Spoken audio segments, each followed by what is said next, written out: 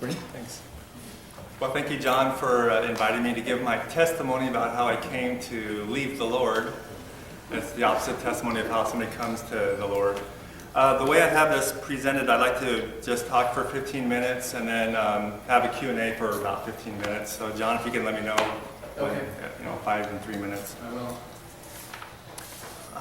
It's kind of funny. A lot of people think, how could you escape religion? Or, if you're one time, I met one person who was a Catholic. I was a Catholic, and I said I was no longer a Catholic. This is when I was still a Christian. She goes, how did you escape Catholicism?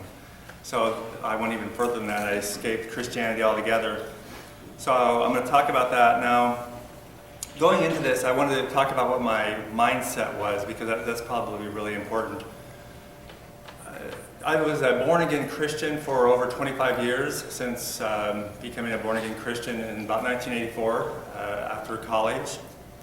And since then, I developed in the faith. I was really interested in apologetics and evangelism. Apologetics is defending the faith. Evangelism is, presenting the gospel to people. In the course of that, I would debate with different people, starting with Catholicism, because I came from a Catholic family, so it's like, why aren't you a Catholic? So, and plus I want to reach them, so I learned about Catholicism and even more to debate them. And then along the lines, there was also Mormons and Muslims and different faith groups. And then finally, the last group was an atheist group, and so I wanted to debate atheists, and so I would ask them, what's their strong point, because I want to beat them at their strong point.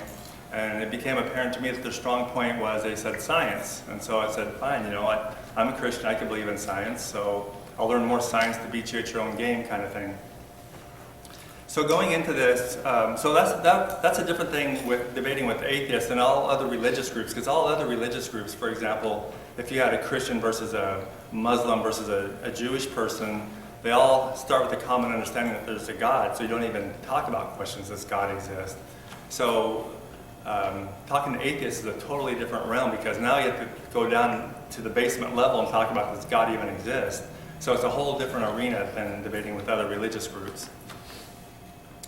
So going into this, my mindset was, I really turned into a seeker too, because I wanted to know the truth, and I started studying evolution, and it was quite a challenge, and I knew there's a challenge, and so I basically committed to myself that I would place the truth above everything. And for a Christian, that might seem strange. How could you put truth seeking above even God?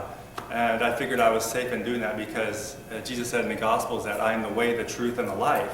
And so if that's true, the more I seek the truth, the more I should find Jesus. So it shouldn't be a threat. Another thing I considered is that, being a parent myself and having children, when a child comes home from school and gets a good grade, I'm proud of them. And so, if I have a Father in heaven, he should be proud of me to use my brain to the fullest extent. So those are some things that drove me, that I didn't think it would be idolatry to put truth above God, because it should find out God, basically, if God created everything. So I guess I made the rounds as far as the origins go, positions for Christianity. As a Catholic growing up, up to high school, I didn't think there was a problem. I never heard there was a problem with evolution. Never took Adam and Eve seriously, or the story of the Noah's Ark seriously. Then when I became a born-again Christian, I found out, wow, there's really people that take these stories seriously. So it was a challenge for me.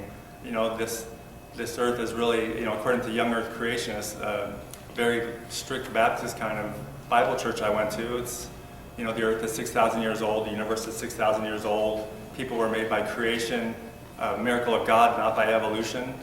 So it was a very much of a challenge for me, but that was the way I wanted to go, so that's the way I looked into things. As I dug into these deeper, strangely enough, I had fellow Christians who would say, well, Bernie, that's not really, there's problems with this young earth creationism, and I started learning more about science. I said, okay, that's right. So I became an old earth creationist, basically gradually accepting more science. So basically the old earth creationists, they accept modern science for cosmological things, like the age of the earth and the age of the universe, but they still reject evolution. So in studying the evolutionary arguments in order to debate atheists, I came to accept evolution especially from arguments in the DNA, such as pseudogenes, which show evidence of copying. And one reason why that's such a strong evidence to me is because in the computer industry, there was a very interesting case because I work on computer chips. We have microcode in our chips, and one time we accused somebody else of copying our design, and they said no, we didn't. And so we said, well, you know what? There's multiple ways to code this, and you use the same code we did. And not only that, we have mistakes, and you have the same mistakes. So it's like, okay. So they went back into the clean room and did everything from scratch, and that's how you get away from this stuff. And so when you look at the DNA arguments, it's like, wow, it's the same exact thing. There's copying. You can see from the genomes when they don't have to be that way. There's different ways to write the code, and it turns out it's written the same way. Not only that, there's errors in there, there's junk in there, and that's also copied. So there's no way out of that. Anyway, it's a long topic. So I came to accept evolution, and I was almost ready to leave the faith at that point, but I was I was involved with these groups of Christians called the ASA, the American Scientific Affiliation. A lot of these Christians have, a lot of them are professors at Christian colleges. A lot of them have PhDs. People like Francis Collins is in this group. So basically, they don't have an official position. You can be a young earther if you want in there, an old earther, or evolutionary creationist. They want to be open to all the positions, but yet they're not hostile to evolutionary creationists like the old earthers and young earthers would be. So if it wasn't for that group, I would have left Christianity about a year earlier. So people like Francis Collins made me stay in Christianity about an extra year. So that was a big hit to my faith, this evolution. The second hit was the idea of a soul. I went to one of these ASA conferences, and they brought up things I never thought about, and that was, they were saying, well, maybe the soul emerges. It's not just given by God as a miracle kind of thing. It just emerges with the body as it grows. And I thought, there's serious evangelicals putting this idea out there, and it's like, well, if that's true, then what's the difference between a soul and just a mind? And so I revisited what the soul is in my theology textbooks and found that it was very weak in some of them. They didn't even discuss it. And my favorite theology book had a very lengthy description about the different camps of what they think about this, even within Christianity. And then the author says, here's my viewpoint and why. So I thought, you can't even define what the soul is, and people don't even know what this is. And it seems like everything the mind is, the soul could be explained. So, what does the soul give you? Humans are supposed to be made in the image of God. What is that? Well, obviously it's not, they would say, obviously it's not God. It looks like a human. So then what is this image of God? Well, maybe it's our capacity to love. But then we find out from studies with animals, well, animals show love. Okay, well, it's our ability to think, well, animals show that. Okay, well, what's our moral ability? Well, animals have morals. They show morals also. So I think the last thing that they might say is, well, it's our relationship to God. Well, that's, if God is an imaginary character and you have a relationship, what's the big deal about that? You could have a relationship to Santa Claus or whatever. How's that anything special? So I thought, is there anything that could disprove the soul? And I thought, well, there's probably no way. Bottom line, maybe I should still be a Christian, because if Jesus rose from the dead, that changes everything. Who knows? Who cares about all these scientific difficulties? Maybe it's all still about Jesus came to life, back to life, and he gave that promise to us. I wonder if there's any way to disprove that. And at first I thought, of course not, but then I got some ideas. I thought, wait a minute, in the Bible, it talks about in the Gospels how when Jesus died on the cross, it talks in one version of the Gospels, not in the other ones, about how these dead people came back to life, and they were the saints of old, and they walked into the towns, and what's going on here? Who are these people? Did they go back in the graves at night? Did they have families? Did they die again? There's no word about this. It seems like it's kind of a fantastic story that was just thrown in there. And another thing is, and that always bothered me as a Christian too, there's certain passages that Christians will bring up over and over again. This is so edifying and everything, but they don't bring up this passage about the dead people coming from the graves. It's one of those passages you hope people don't read about, and we don't want to really have to try to explain it. But I think another damaging story in the Bible is in Acts. It talks about Jesus ascending into heaven. And if you made that story up with their mindset when they wrote that, they thought heaven really was up there.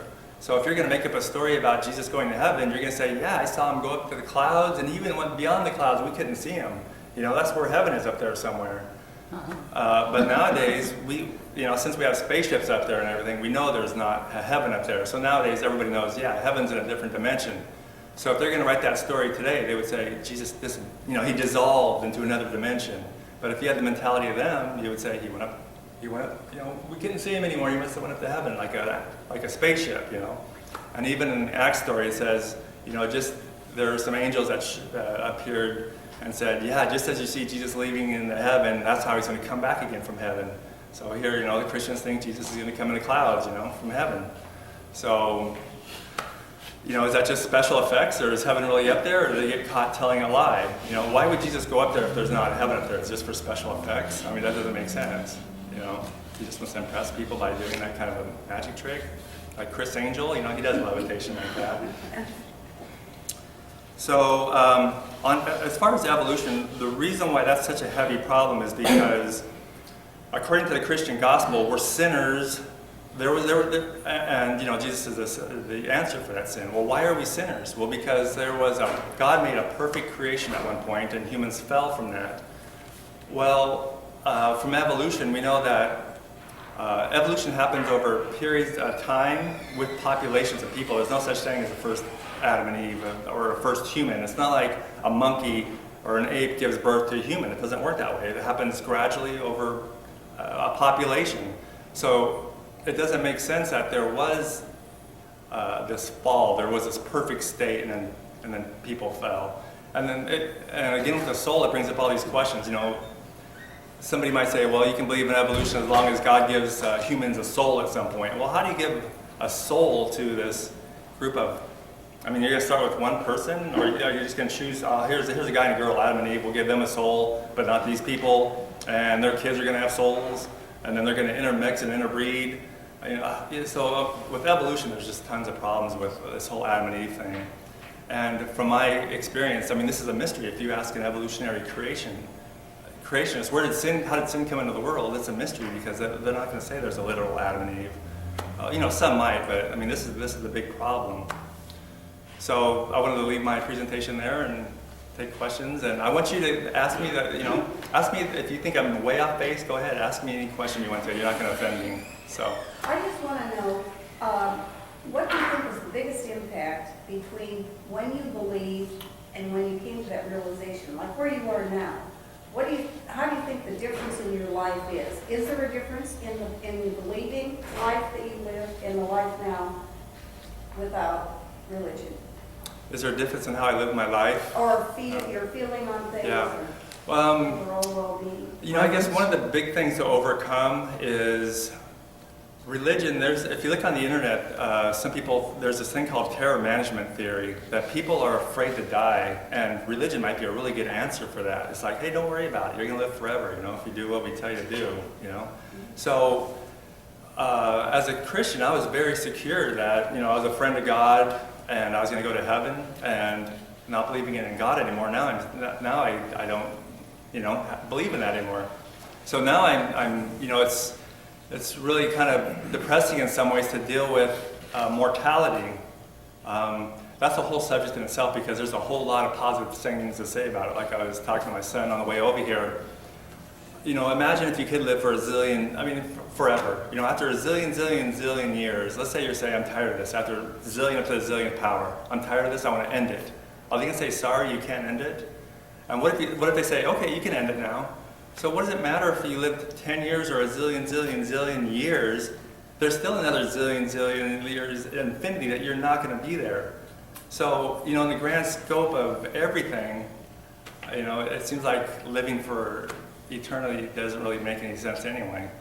So anyway, it's a challenge to find out what's the meaning of life, and that's one thing I've been doing, and it's a whole different thing, but, more of living for yourself. Now you can think about what's your personality, what are your interests, and develop yourself more fully and appreciate life more deeply, because as a Christian you can say, hey, let's go to battle, I'm going to fight for God and country, but when you're an atheist, you're not going to say, I'm going to fight for God and country. This is a precious life. I'm not going to war unless it's really necessary, So as a Christian, it's easier to throw away your life, I think.